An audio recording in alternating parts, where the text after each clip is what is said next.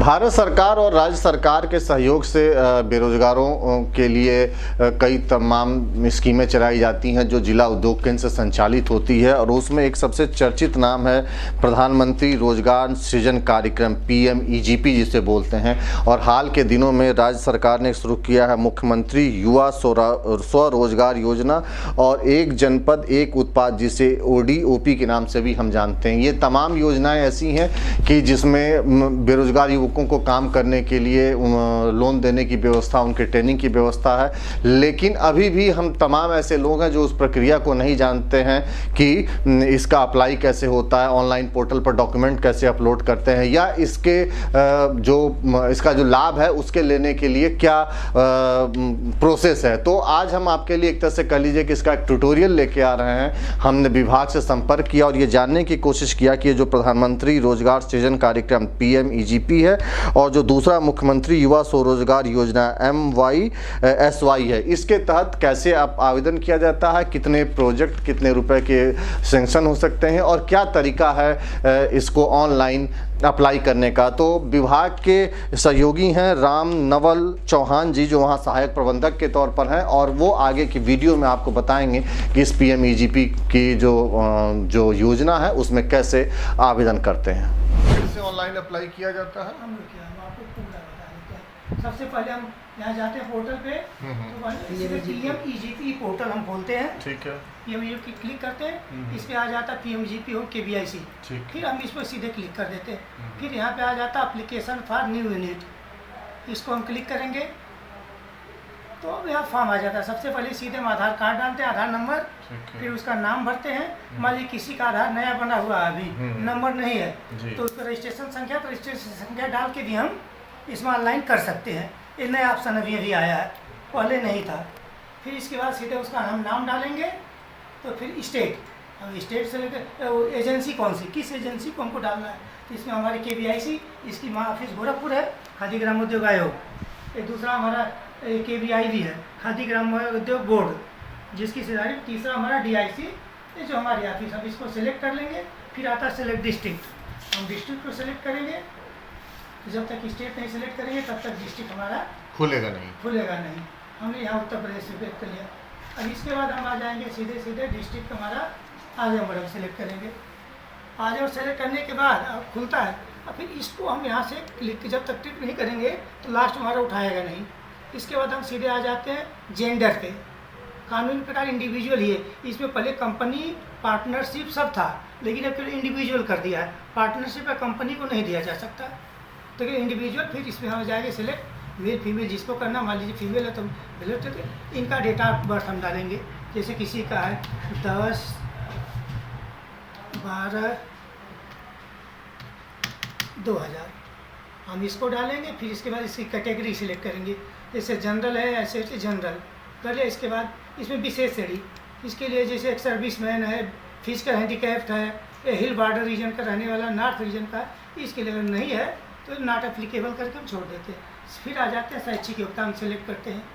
शैक्षिक योग्यता में जो कुछ, मान लीजिए हम हाई स्कूल है, हमने इसको सिलेक्ट कर लिया। फिर यहाँ पे मांगता है एड्रेस, हम यहाँ पे एड्रेस भरेंगे। फिर यहाँ पे तहसील और ब्लॉक, अगले कॉलम में ब्लॉक करके यहाँ पे डाल देंगे पिन कोड।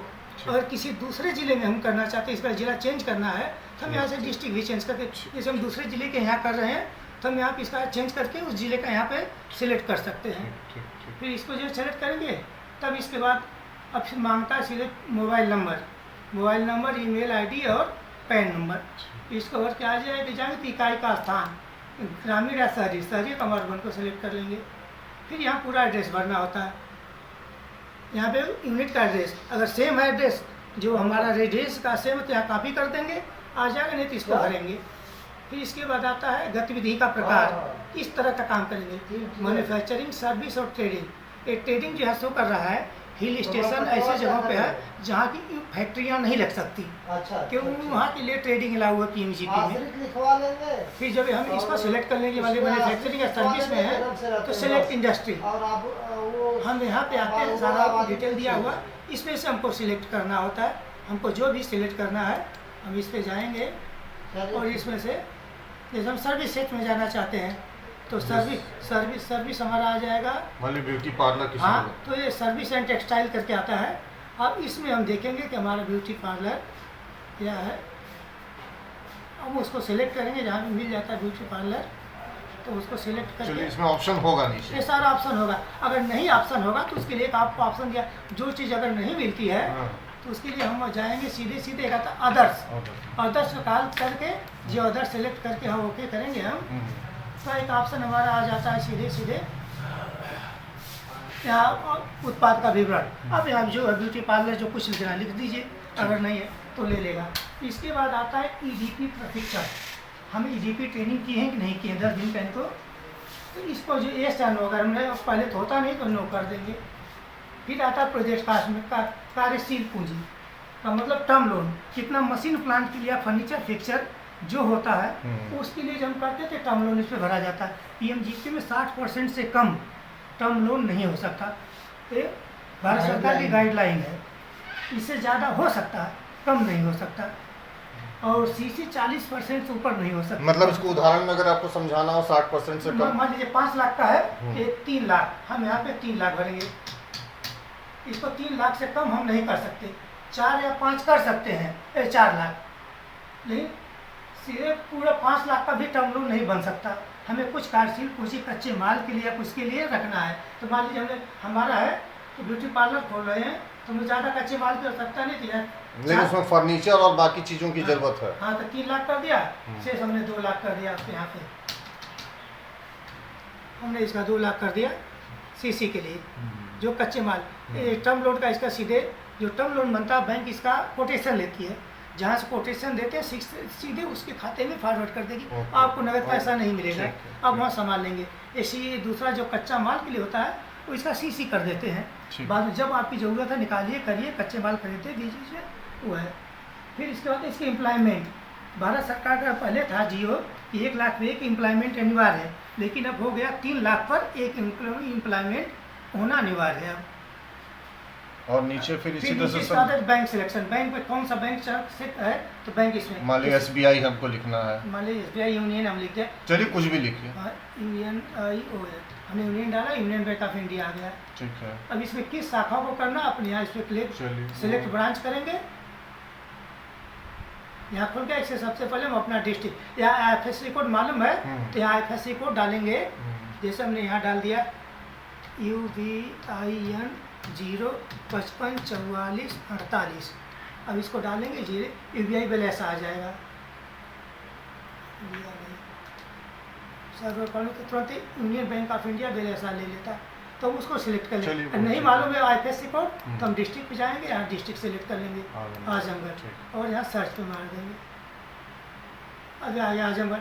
जिस ब्रांच को सिलेक्ट करना है, आजमगढ़ मेन है तब से मेन पे यहाँ से सिलेक्ट करेंगे, हम आगे बढ़ जाएंगे। फिर देता है कि प्रेफरेंस को अगर सेकंड बैंक को डालना चाह रहे हैं तो अब सेकंड बैंक का ऑप्शन जो है क्लिक करके उसी तरह सेकंड बैंक पे हम चुन लेंगे। अगर नहीं है तो सीधे आ जाएंगे CGT MSME। भारत सरकार का जो है कि हम 10 लाख तक पे गवर्नमेंट जो है वो कोलेटर सिक्योरिटी के लिए वो फ्री देती है, सिक्योरिटी गवर्नमेंट लेती है, CGT MSME। तो अब इसको 5-10 लाख के नीचे तो इसको इस कर लेंगे, लाभ लेना है तो। और 10 लाख के ऊपर है तो इसको नो करना है। 10 लाख के ऊपर गवर्नमेंट सिक्योरिटी की जिम्मेदारी नहीं लेती, वो आपसे बैंक ले सकता है। अच्छा। 10 लाख तक गवर्नमेंट लेती है।